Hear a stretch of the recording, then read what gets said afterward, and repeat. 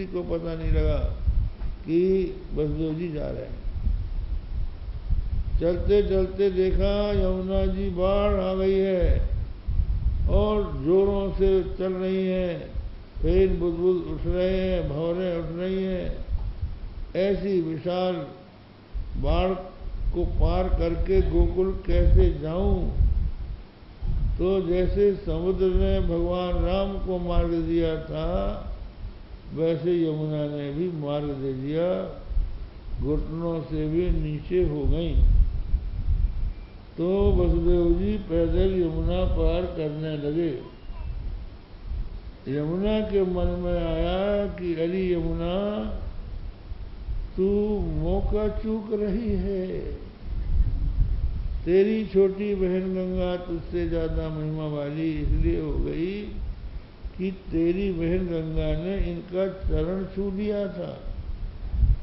तू अगर इनका चरण छू ले तो तू भी उतनी महिमान्वित हो जाएगी। तो यमुना ने सोचा हाँ ठीक है, वो बढ़ने लगी। तो वसुदेव जी के कमर तक आ गई यमुना। वसुदेव जी घबराए तो भगवान ने सोचा हमारे पिता को कष्ट न हो, यमुना की भावना को समझते हुए अपना चरण पीछे से नीचे कर दिया। यमुना ने जैसे भगवान का चरण छुआ फिर उतरी हो गई। इस प्रकार भगवान को लेकर नंद भवन पहुंचे। वहां भी योग माया ने सबको सुला दिया था। नंद भी कोई साधारण पुरुष नहीं थे, उनके यहाँ भी पहरेदार होते थे, उनके यहाँ भी सब बाधाएं होती थी। वो सीधे किवाड़ खोले हुए थे, यशोदा जी के शयन कक्ष में पहुंच गए और उन्होंने देखा कि एक छोटी सी कन्या उनके बाजू में लेटी हुई है और यमुना जी बेहोश हैं। उनको ये पता ही नहीं है कि हमने कन्या को जन्म दिया है कि पुत्र को जन्म दिया है। और दोनों की सांस ले रही थी। सीधे धीरे से नंद जी ने अपने पुत्र श्याम सुंदर को यशोदा के बाजू में लिटाया और उस कन्या को सूपा में पहले लपेटा, कपड़ों में सूपा में रख के जैसे आए थे वैसे लौट गए। लौट कर जब कंस जो कारागार में पहुंचे तो कारागार में पहुंचते किवाड़ बंद हो गए, हथकड़ी बेड़ी लग गई और वो कन्या यशोदा जी की कन्या यशोदा जी गोद में दे दी उन्होंने और उसने कहर कहर रोना शुरू किया।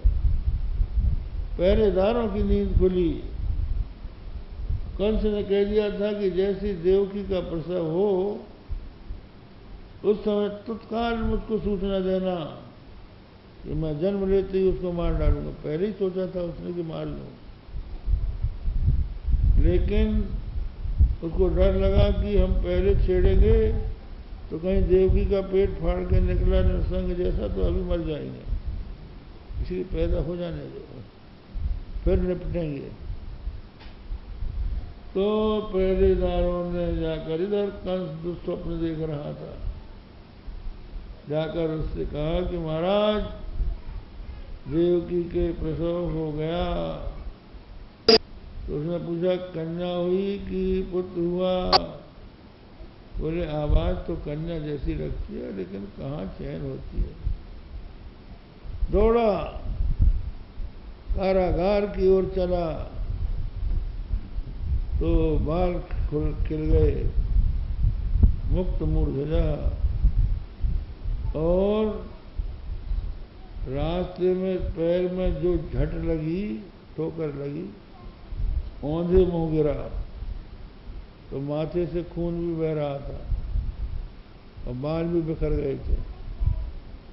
तो अकांड दंडायमान हो गया देवकी के सामने।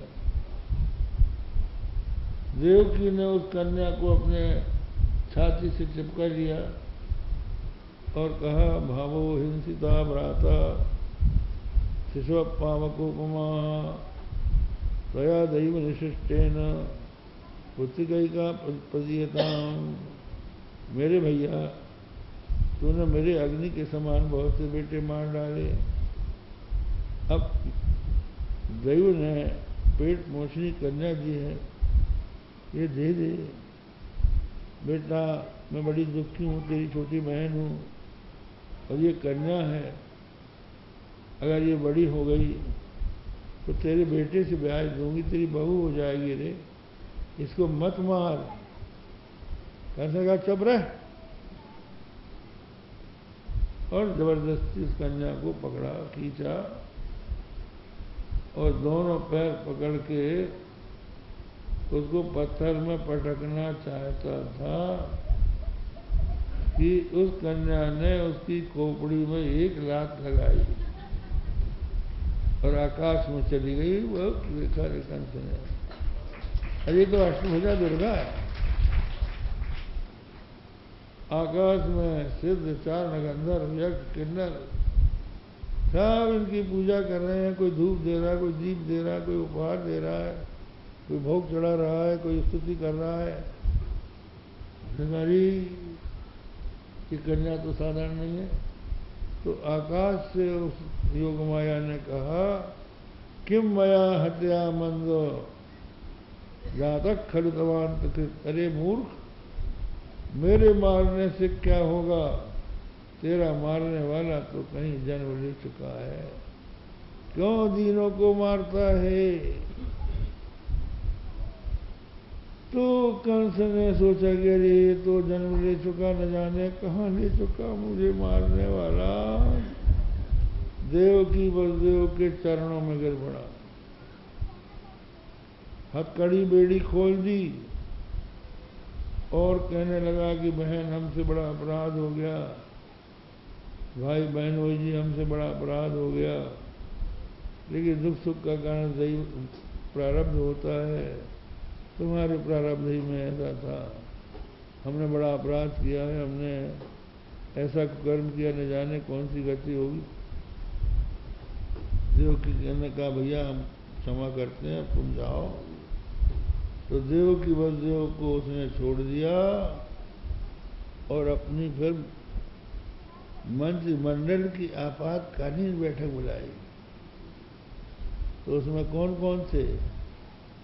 सल, तोसल, चाणूर, मुष्टिक, अघासुर, बकासुर, केशी, धेनुकासुर और एक महिला भी थी जिनका नाम पूतना था।